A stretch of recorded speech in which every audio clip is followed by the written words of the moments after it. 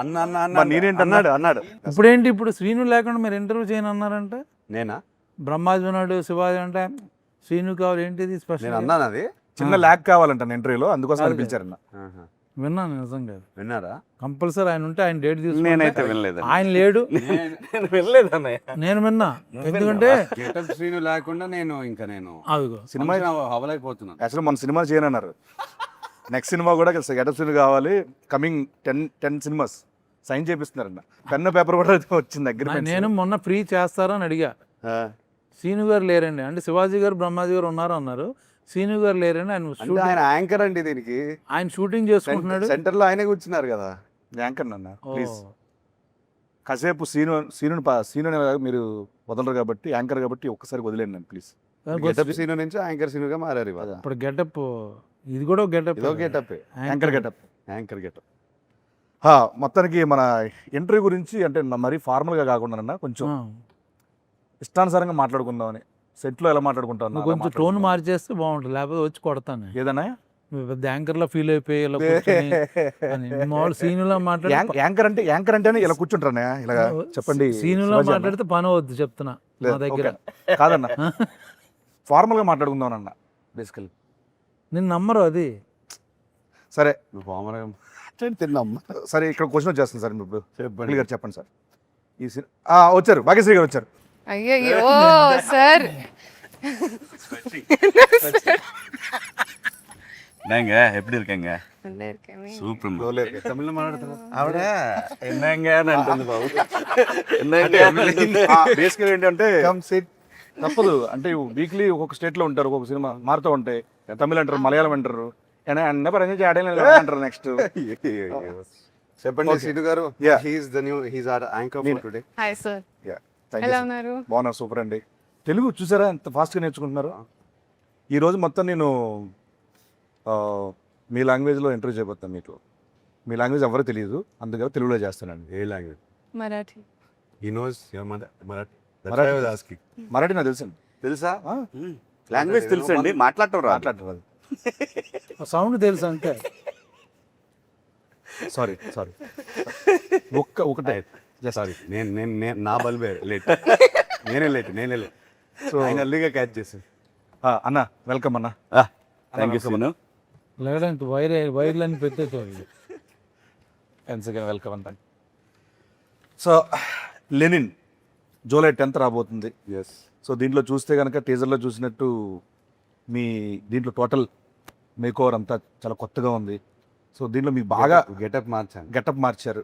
నేను గెటప్ అఖిల్ అవుదాం అనుకుంటున్నాను. వద్దండి, ఒకనే తట్టుకోలేకపోతున్నారు. వద్దు, మీరు లెనిన్ ప్రస్తుతానికి.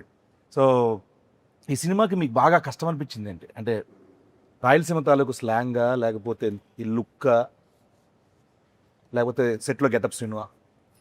సెట్లో గెటప్ సీన్ అది అబ్వియస్ లేదు, అదే చెప్తాను. ఎక్కువ కష్టమేం అనిపించలేదు. మా డైరెక్టర్ బ్యూటిఫుల్గా రాశాడు, స్పేస్ ఇచ్చాడు, ఇంతమంది సపోర్ట్గా ఉన్నారు. చాలా ఈజీగా అనిపించింది నాకు. ఓకే, స్లాంగ్ని ఎలా వర్కౌట్ చేశారండి నువ్వు? డైరెక్టర్ని కాపీ కొట్టాను అంతే.